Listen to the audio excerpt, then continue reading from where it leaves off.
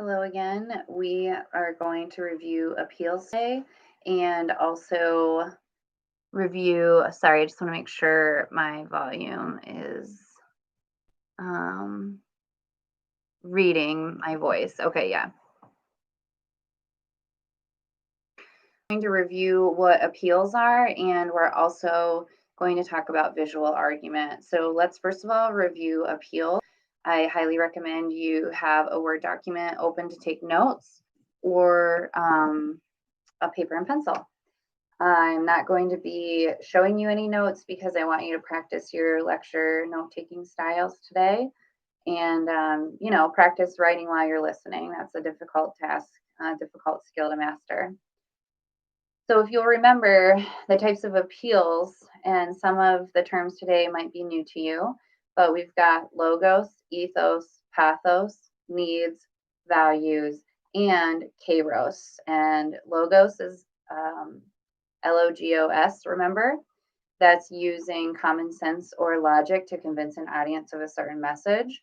So when you use a fact or a statistic, or even when you say, like, it's just common sense, when you say that, you are arguing that a thought you had is, something that everyone should know, right? Or something that should be an instinctual knowledge, right? When you use a statistic, oftentimes you're trying to surprise someone or give them a reality check or make them fearful. My teachers union sends me weekly, I think. Yeah, weekly email updates of coronavirus death numbers globally, nationally, and at the state level. And I think that messaging, and that's all that's in the email. It's just statistics and numbers of coronavirus deaths. So there's two kind of appeals, right? One would be informative, like, oh, my union wants to inform us of these, terrible statistics. But the other side of that is our union wants us to be informed that this is not a joke, no matter what our higher ups are saying to us. And we're putting ourselves at risk by teaching in person, right? So my union wants us to know kind of what we're getting ourselves into. So it's a little bit of a scare tactic, which would be pathos. All right, so that was a logos recap, using common knowledge and facts and statistics to convince your audience of a particular message. All right, ethos is when someone uses their credibility or authority mixed with their moral background or their moral character to convince you of something. So I'm sure a lot of your parents or guardians use their authority to convince you by telling you that they had lived longer than you or they had more life experience than you, so they could tell you what to do. They're using ethos, right? Part of that relationship of authority is respect. If you don't respect your parent or guardian, you're not going to respect their authority. So you have to the audience has to have respect for the speaker, as far as maybe it's respecting a certain degree, maybe it's trusting and respecting your doctor when they give you a diagnosis. You trust in their authority. Now, let's say your primary care physician was found guilty of abusing a child.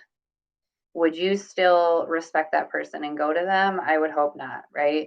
So when somebody loses their moral character, so when that hypothetical doctor abused someone, then their credentials of being a doctor also come down along with their character.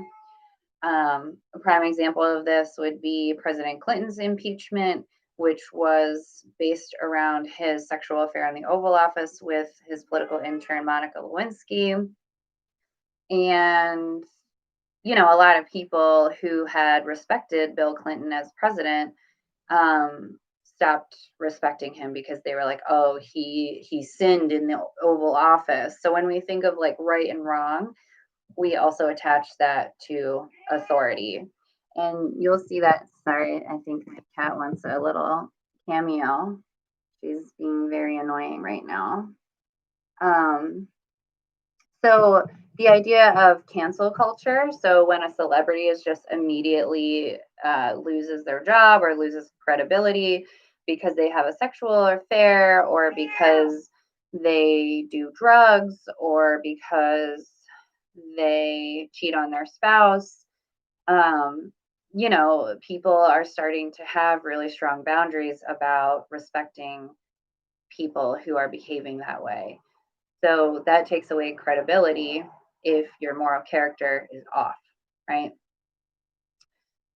Okay. The next one is pathos. I'd probably say used most commonly because it's a natural emotion, a natural state of being. It's a natural state of being is our emotional state of being. So when an author is trying to convince an audience member of something using emotion. So, for example, trying to scare the audience into believing something, trying to make the audience enraged in order to change their behavior. Maybe it's to make the audience relieved. Any any sort of feeling or emotion that the speaker is trying to put towards the audience is a pathos appeal. So we did the example of those SPCA commercials. Remember with the suffering animals and those individual shots of the emotional puppy eyes, those individual shots of abused animals, that's supposed to make the audience feel awful and guilty that they're not paying money to this charity that's saving animals. So, you know, organizations, especially charitable organizations, often rely on lots of logos, some facts and statistics mixed with emotional appeal to get that audience member feeling bad enough or excited enough or mad enough to give money, right? Because that's what charities depend on. They depend on people giving them money to survive. And a lot of times people are giving these charities money based on an emotional connection to that particular organization. The next thing on our appeals list to review is the use of needs. So when a speaker uses the idea that something is a human need. So human needs we understand to be food, shelter, water, clothing. But in rhetoric, when we argue that something like being content is a human need, then we're using needs to convince the audience of a message. So, for example, if someone is trying to convince you to go see a therapist to help you be more content with your life, be more happy with your life, satisfied, they're arguing that that's a basic human need, right? Like you should seek this treatment because it's necessary for you to enjoy life, enjoy being a human. It's necessary for you to take steps towards those feelings of happiness or contentment, right? Um, Another example of needs would be, let's see, even the need for respect, right? Like if a parent says you should listen to me because I'm your parent, number one, they're using ethos, but number one, they're using needs. Like a basic human need is to learn lessons from your elders, right? That's the way we learn our culture. That's the way we learn our behavior in society is by learning from others. Most of the time, older tenants or older pillars of our community is where we learn our behaviors from as babies, right?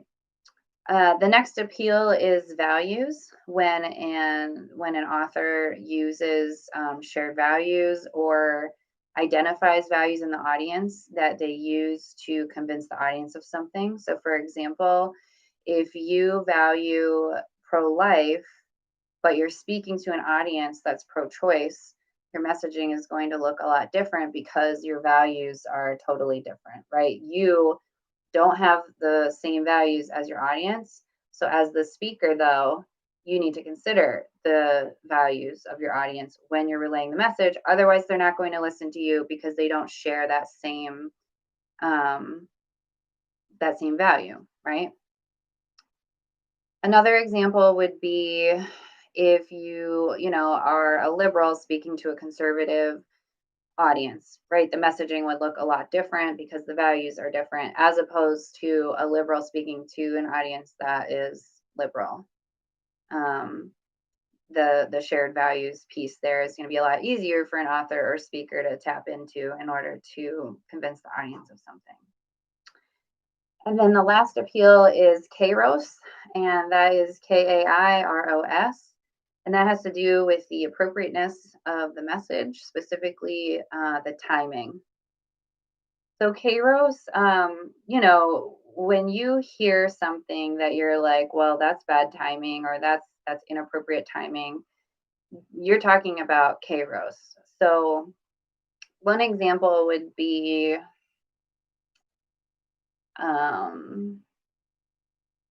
the Hillary Clinton email release a few weeks before the election 4 years ago. Her emails, her personal and professional emails were hacked and published. So a lot of people had issues with the content of those emails, and decided not to vote for her last minute when, originally in the polls, those particular people would have said, I'm voting for Hillary. But after her emails came out and controversies surrounding those emails came out, she, number one, lost a lot of credibility. But also, the reason I'm giving this example is because whoever published those very specifically chose the time to publish, the appropriate time. So that is that publisher using Kairos to convince the audience, to easier convince the audience. So the audience is already paying attention to Hillary Clinton, right? The American people are already paying attention to her, whether they like her or not. We're paying attention because it's election year. So when these emails are released, so many more people are paying attention to her than like a non-election year, for example, that people start talking about it. It becomes common knowledge, almost becomes part of, a community consciousness about Hillary Clinton and her struggle to win the presidency. On the other hand, the current Trump administration at that time was using Kairos to their advantage, right? Using the publication of those emails to further hurt Hillary Clinton's campaign. Whether things were true or not, the Trump administration was using that stuff against her. Similarly, lots of people right now are using Trump's the information on his tax returns against him. So that is all related to timing of messaging, which is Kairos. Okay. Now let's switch into talking about visual arguments. If you think about visual argument, it's really just a visual that presents an argument. So it's more than a simple photograph. It's more than a drawing. It has to be a visual, but also have the component of trying to convince the audience of something. So even something like a graph, right, that has a lot of information in it, but it's still a visual. And usually graphs are trying to prove something to an audience. So graphs would be considered a visual. Other things that are considered visual arguments would be advertisements, commercials, photographs that are, linked with news articles, photographs by, photojournalists or photo activists. Did I already say political cartoons? Because that's a big one. That's the one we're going to use today. And like anytime you see advertisements, like that's a visual argument. It's trying to convince you to buy a product, right? And usually it's trying to convince you of additional messages, not just buy this product. For example, I often show Axe cologne commercials to show this idea. So if you look up an Axe commercial, a lot of times it's like showing a hot, hunky man, which we could also dissect the rhetoric of that and why that particular image is considered socially acceptably attractive. But anyway, most of these Axe commercials center around some sort of sexuality.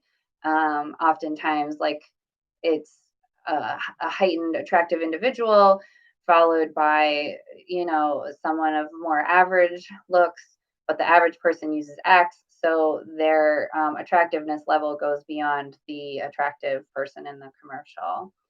Um, and that's an idea that if you use X, that commercial is not only trying to convince you to buy X, it's trying to convince you that using X will make you hotter or more attractive or beautiful.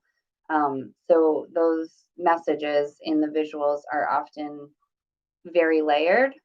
Visual arguments are also cool because they often have lots of different messages, not just one. They often rely on allusions, which would be references to audience common knowledge, references to well-known things. And the messaging depends on that. So if the audience doesn't know what that allusion means or is, then the messaging can get messed up. So doing visual argument definitely relies on um, the author to purposefully select certain quotes or certain like a political cartoon, certain ways of depicting figures, like a lot of times. Let's look at that for example. So this guy, this is Mitch McConnell, okay? And this political cartoonist is depicting him as kind of like a melting monster, right? Like a sloppy melting monster. And the messaging reflects a stupid logic. So depicting him in that way, here's a depiction of Trump. He's got the mop of hair. He's stout, and his mouth is larger than his other facial features. And think about how that is an important part of the messaging of this political cartoon. All right, so I want to go over a couple visual arguments. This is my favorite news magazine. It's called The Week. Let's see if I can find the cover page. Yeah. It's a news magazine that pulls news from many, many different news sources. So it doesn't come up with its own content. It gets content from other places and puts it all together for you. So you don't have to do any of the searching. So for example, like this is the real estate section, and they pool all these real estate postings from lots of different publications to show you like the best properties on the market. These political cartoons are not made up necessarily by people who work at The Week. These are published elsewhere, and then The Week grabs them and republishes them as a group. So these are not published as a group initially. They're published as a group by the editors of The Week. So I think it's pretty cool. They also have a website where you can access free content, theweek.com. And I'm mentioning that because you are going to have to choose a visual argument to analyze. So that's theweek.com. All right, let's take a look at a visual argument and identify the rhetorical situation, which remember is trace, which remember is text, reader, author, constraints, exigence. Remember that the text is asking what kind of text is it. The R is asking who are the targeted readers. The A is asking for credibility and ethos of the author, like who's the author and why should we listen to them. The C is constraints, what limits are existent in the argument. And the E is exigence, what's the reason or the motivation behind the argument. So let's take a look at this one. We've got a woman, we've got a donkey. First of all, let's identify the text. This is a political cartoon published in The Week, originally published in the Tribune, okay? The readers are readers of The Week, readers of the Tribune. We could say also the American public, anyone interested in politics, because this is clearly a political cartoon.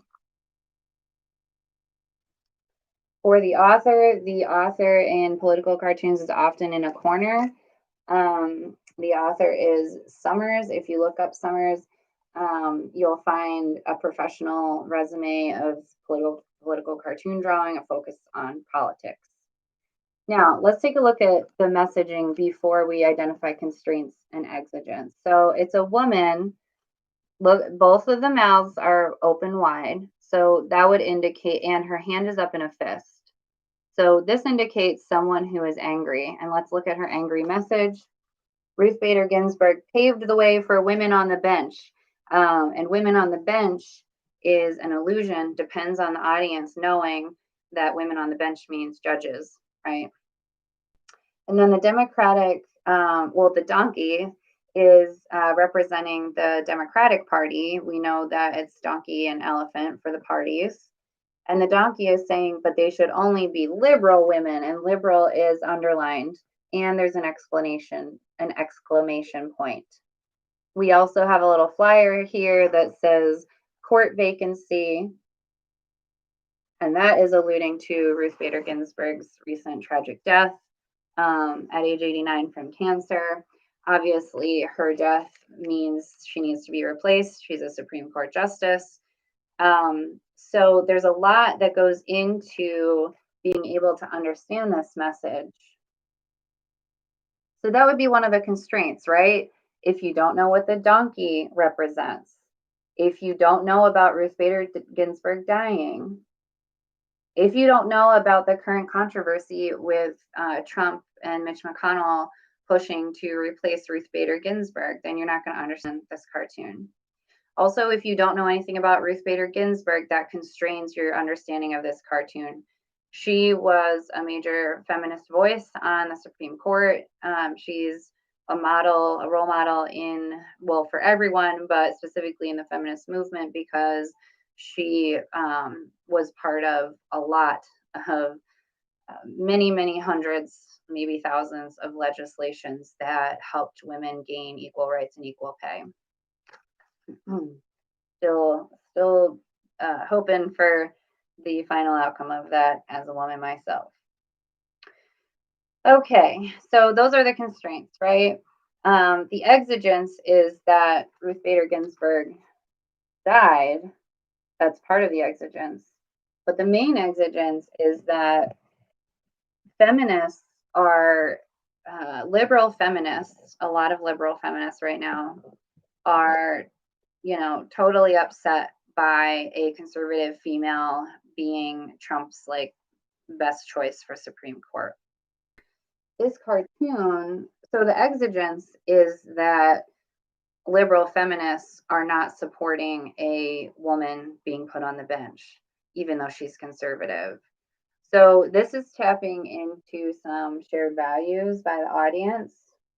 If the audience values women being on the bench, then why are liberal feminists complaining that a conservative female is being appointed? That's the question being asked by this political tune. Okay, so that's part of the exigence. So that's the first part of engaging with visual argument, is identifying the rhetorical situation. Then you want to move into what appeals are being used to convince the audience. So one thing is